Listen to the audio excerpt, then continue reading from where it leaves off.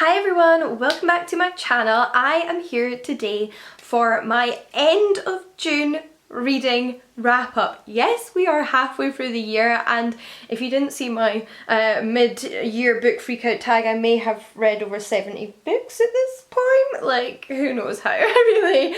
But in this video I'm going to be talking to you about 8 of those books, namely the 8 books that I read in the month of June and all of my thoughts on them. However, before we get into the review portion of this video, I would like to thank the sponsor of today's video, who are Skillshare. Now, I've worked with Skillshare in the past, as I'm sure you're aware, and I'm always so happy to feature their platform on my channel because I get a lot from it myself. They are an online learning platform that hosts thousands of videos across multiple courses that offer you and I the opportunity to learn virtually any skill under the sun. And I have enjoyed using Skillshare in the past for both getting into new hobbies like knitting and embroidery, but also developing more professional skills like my writing. And if you haven't seen on Twitter, where I have been going on and on about it recently, I finished a first draft of my fantasy novel and have also been in the process of completing that final big first redraft, in which I really needed to pull everything together. Now, I have talked about some of the writing courses I've enjoyed on Skillshare in the past, but recently, thanks to the Staff's Pick feature on Skillshare, I discovered an entire course dedicated to world building within fantasy and science fiction, which is exactly what I needed because my book is set in an entirely different world from our own. And even when you do write fantasy and science fiction grounded in a more contemporary, recognisable world, you are still changing that world to fit within the logic of your magic or your science. And I have really benefited, therefore, from hearing of other people's experiences and tips and tricks to creating that world and making it real for the reader. I think one of the things I have found most helpful as a writer is to listen to other people's experiences. I can just find it incredibly comforting and invigorating when I'm perhaps struggling with my own art. But if you are interested in checking out Skillshare yourself, there will be a link in the description box which will give the first 1,000 of you to click on it the opportunity to try a 2-month free trial of Skillshare Premium. So why not take full advantage by clicking the link down below? Thanks to Skillshare once again for supporting this channel, and without further ado, let's get into the book reviews. So I actually managed to read quite a few 5-star books in the month of June, which was a real treat because there hasn't been tons of books making it to that 5-star tier so far this year, and for that reason I kind of just want to kick things off with those. The one I most recently finished was The Strange Case of the Alchemist's Daughter by Theodora Goss. So this was actually the book club pick that my patrons and I chose to read over on my Patreon, and I have a whole separate discussion video dedicated to that book going up on there. But as I've already indicated, this was a 5-star read for me. It kind of blew my socks off in a way I wasn't expecting it to. I thought it sounded like fun, don't get me wrong, but I don't think I anticipated how much I was going to love it.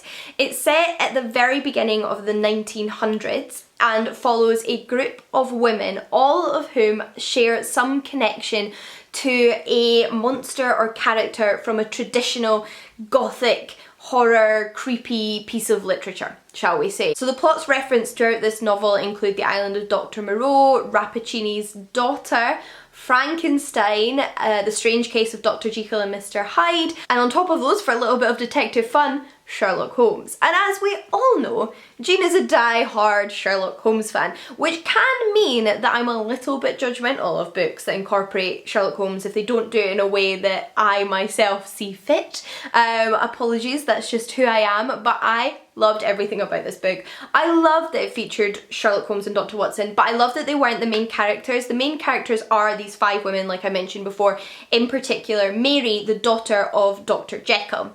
And we begin with her story just after her mother has passed away. Her dad passed away a few years ago, and she is now left to fend for herself with very little income. And in the process of settling up her mother's affairs, comes across some mysteries involving her father, which is how we then go on to meet relatives of Hyde and Frankenstein and Moreau and Rappaccini, and it was fantastic. Now, I will say I do not think you need to have read all of those classics to enjoy this book. I hadn't even heard of Rappaccini's daughter before, and I haven't actually read The Island of Dr. Moreau or The Strange Case of Dr. Jekyll and Mr. Hyde. Now, I have actually read a retelling of The Island of Dr. Moreau and seen a film adaptation of Dr. Jekyll and Mr. Hyde, so like I'm vaguely familiar with those stories, but my not having read the originals didn't take away from my enjoyment of this book. This book very much stood on its own, but contained all these multitudes if you did enjoy those classics. And I believe book 2 involves the story of Dracula, so even more classic fun to get your teeth into.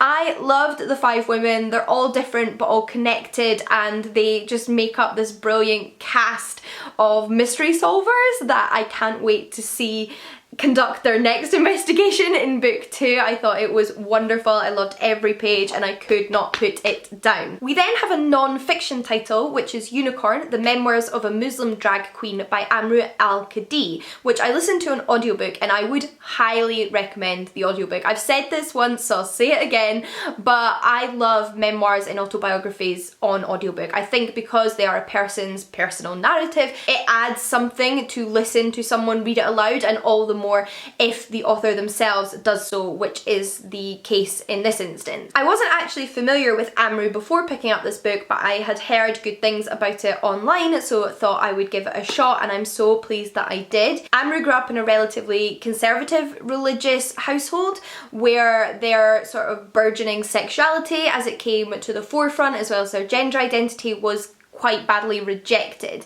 and we see their journey to come to terms with themselves, their sexuality, their gender identity, but also the racial and religious stigma they face and the way that they internalized a lot of that homophobia and hatred, as well as the racism from outside of their household. So there was like a lot going on there from sort of all corners that is very difficult to read about, because the way that Amru learns to cope with that is quite unhealthy and quite damaging and hard to read about. I felt so much sympathy and sadness, particularly when reading about them as a child, because you witnessed how much pain and turmoil this child and teenager went through and how it affected them for a long time. But we also are able to see Amru sort of dealing with all of that as they get older and coming to terms with everything that they've been through and who they are and the way that other people have treated them, but learning not to internalize that and sort of see themselves as themselves and love themselves. And I thought it was a fantastic memoir. It was really incredible, and I would highly recommend it. Then lastly, for 5-star reads, we have Dread Nation by Justina Ireland. I think you've seen me mention this in a few videos recently, because I was reading it throughout some vlogs, and then also mentioned it in my mid-year book freakout tag. But I loved this book, and so much more again than I necessarily expected to, mainly because it has zombies, and I was a little bit distrustful of zombie literature, but I think I've already mentioned quite a few times now that I have moved beyond that and have accepted my biases, and am now more willing to give the genre a chance, because Dread Nation was spectacular.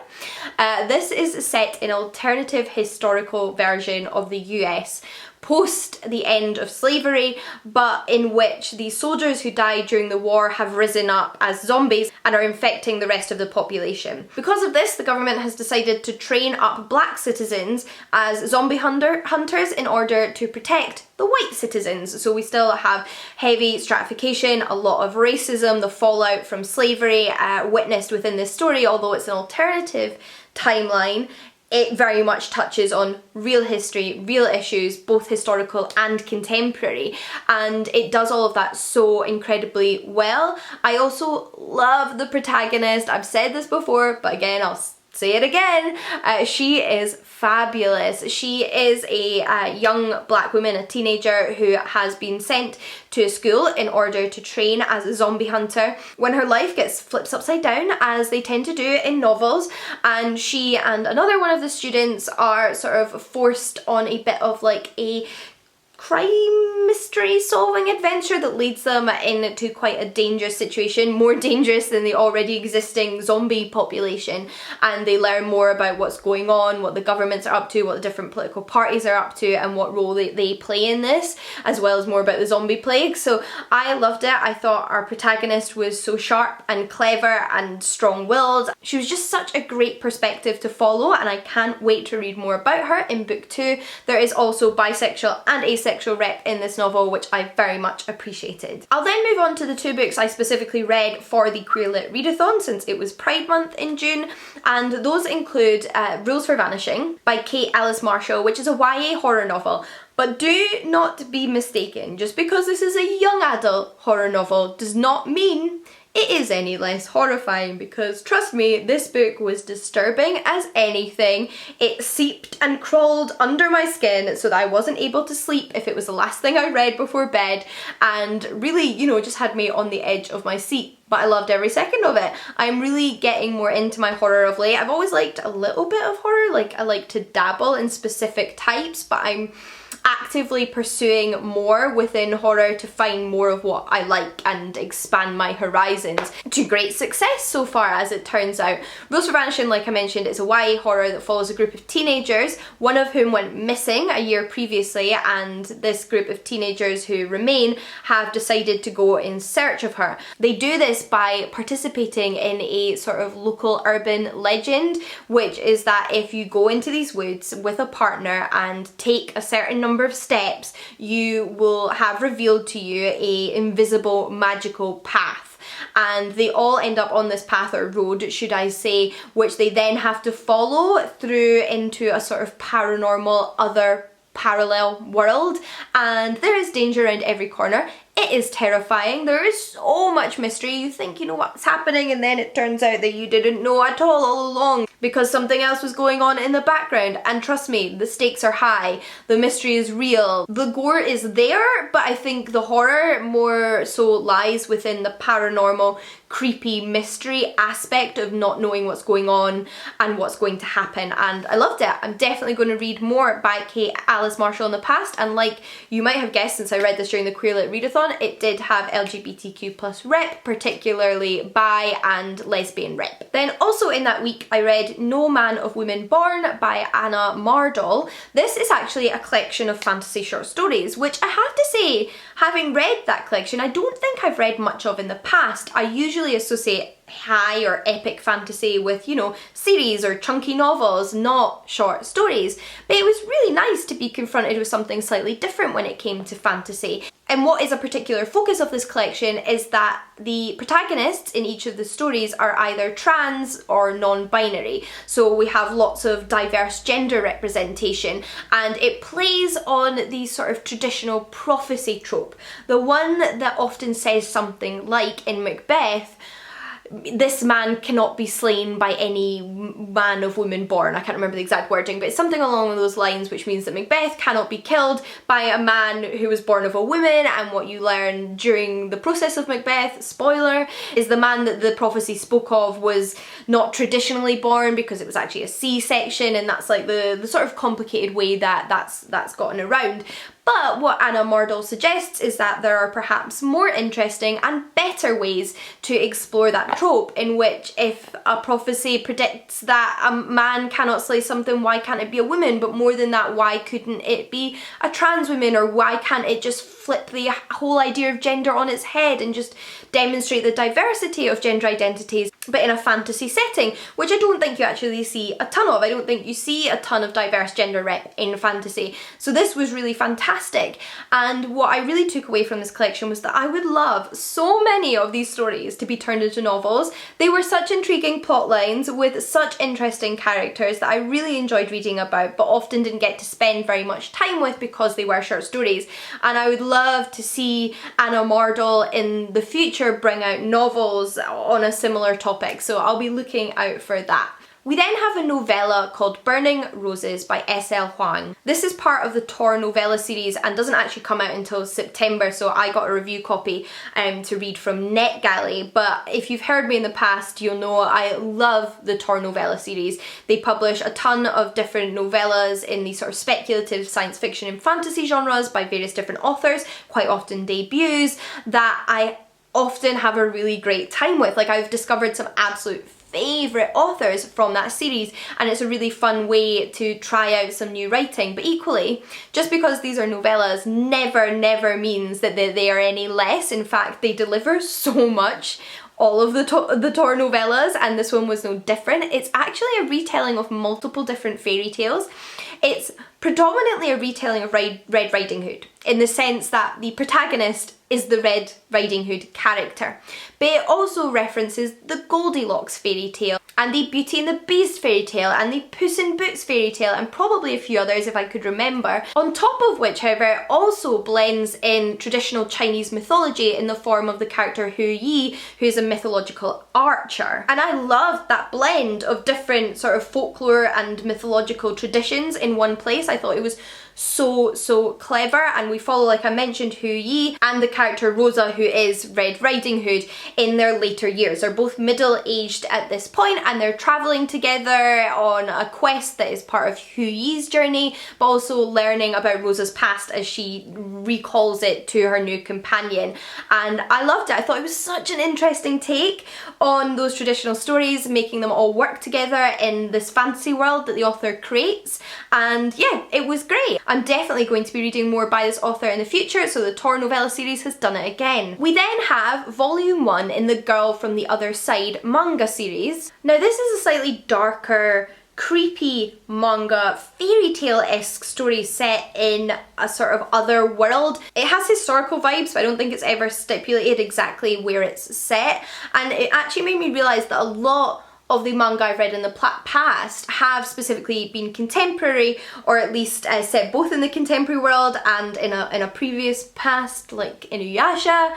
So this was a little bit different actually, and I'm trying to get back into manga, having really enjoyed it many years ago and having a few favourite series, but not having read much of it in the past few years. So I thought I would give this one a shot because I'd seen really good things about it on some of the booktube channels I follow, and I did very much enjoy this one. I find in general with any kind of comic book, graphic novel, manga series, the first volume is not quite as compelling as the later volumes are because it's very introductory. So I'm definitely going to be continuing on with this series, and I think it could grow to potentially become a favourite one. It's about a little girl in this historical sort of fantastical world who lives with this beast. So this world has been divided into two. We've got the inside and the outside.